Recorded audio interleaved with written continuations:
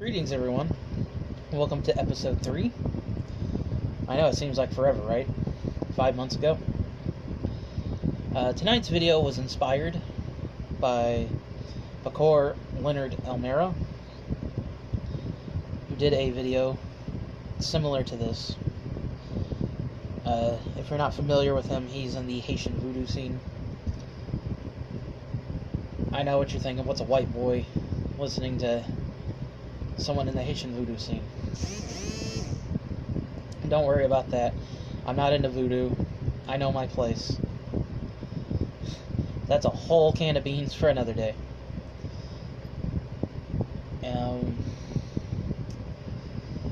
Today I want to talk about what he touched upon was results.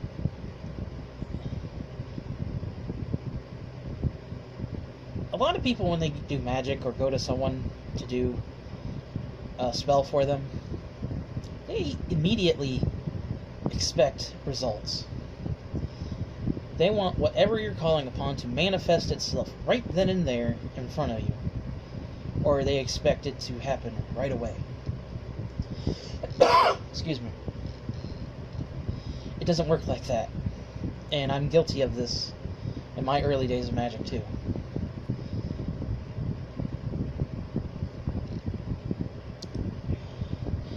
I did a revenge spell on Halloween 2011 on my family that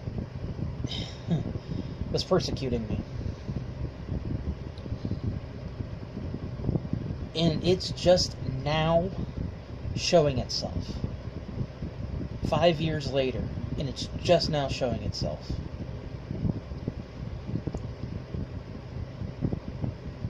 Quite frankly, and this will go into number 4, or episode 4, I kind of gave up hope. Because, like I said, this was the early days of me using magic. I expected it to happen right away. I gave up hope, and... Excuse me. And then I just sort of forgot about it. But apparently, number 4... of the Simon Necronomicon's 50 names remembered and kept the spell going. Just set it and forget it is what I should have done. Like I said, part of that goes into episode 4. Now,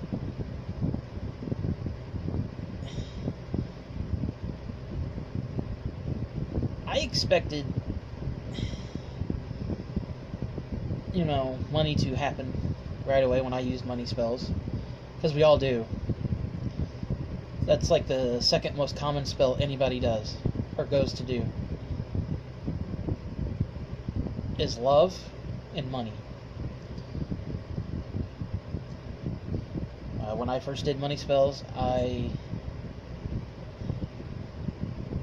again, back in 2011, I was in a situation where I was being persecuted. And money was a big factor. And it came to me no more than 2 weeks after I had called upon it.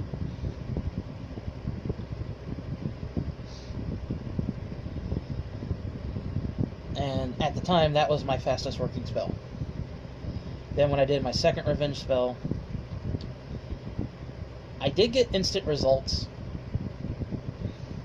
but the spell failed, and I called something I wasn't supposed to be calling on, and you guys know the story if you've been with me. If you don't know, go check out my demon playlist. And the third revenge spell took a week.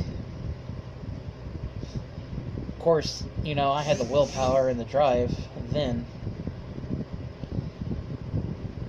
And even though the spell idea wasn't my own, it was still ordained to me to do. Which I'm still surprised that it happened that fast. But to expect the gods to just stop what they're doing and just give you what you want right then and there, That's kind of rude and arrogant. The gods are high above you. Their concept of time is completely different from our own.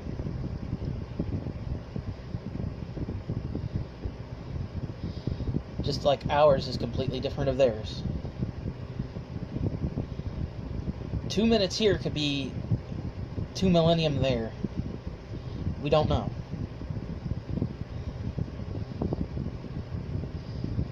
But to demand and tell them, hey,